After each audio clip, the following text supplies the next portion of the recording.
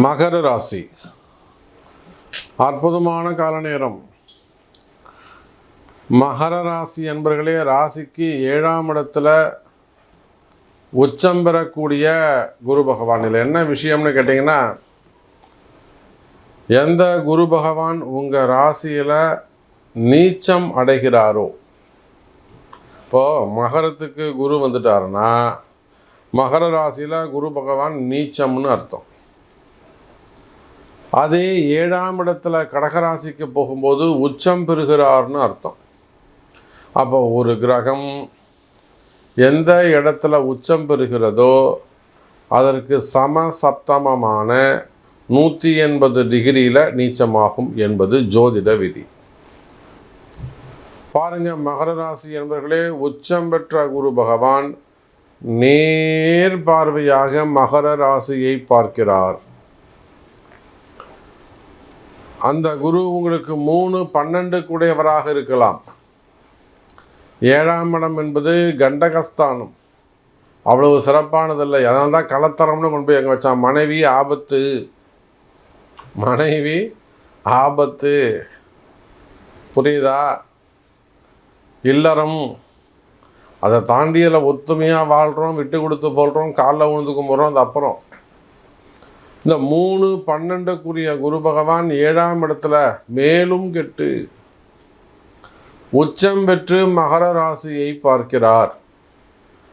மகர ராசி என்பர்களே, இன்னும் எனக்கு நல்லது நடக்கலைன்னு சொல்லக்கூடிய மகர ராசி எல்லாருக்கும் நல்லது நடக்க போகுது. சென்ற காலத்தின் பழுதலா திறனும், கடந்த காலங்களில் நீங்கள் எப்படியெல்லாம் கஷ்டப்பட்டீங்களோ, உழைச்சும் நமக்கு இன்னும் புண்ணியம் இல்லாமல் இருக்குது, நல்லது நடக்காமல் இருக்குது. நிறைய உழைச்சிட்ட சாமி, நிறைய ஏமாந்துட்டேன், விட்டு கொடுத்துட்டேன், வேணான்னு சொல்லிட்டு வந்துட்டேன். இப்படியெல்லாம் நேர்மையாக இருந்தவர்களுக்கு இந்த குரு பெயர்ச்சி நல்ல ஒரு வரப்பிரசாதமாக அமைய போகுது.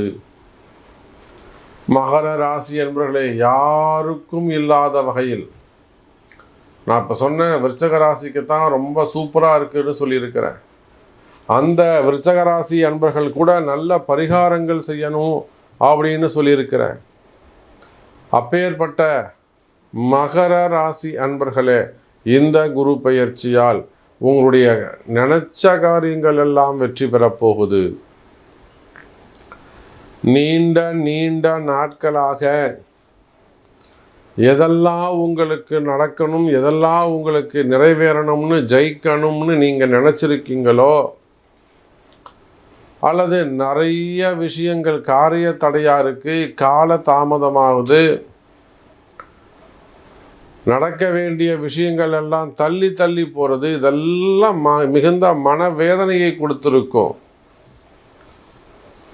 காலத்தில் ஒரு விஷயம் நடக்க வேண்டியது நடக்காமல் தள்ளி போகுதுன்னா அது மிகப்பெரிய மன கஷ்டத்தை கொடுத்துருக்கோம், மன வேதனையை கொடுத்துருக்கோம், மன கசப்பை கொடுத்துருக்கோம், ஒரு விரக்தியான சூழ்நிலையை கொடுத்துருக்கோம். மனசில் ஒரு குழப்பம், டிப்ரெஷன், மனசில் ஒரு பயம், தேவையில்லாமல் எதிர்காலத்தை பற்றிய பயங்கள் ஏற்பட்டிருக்கும்.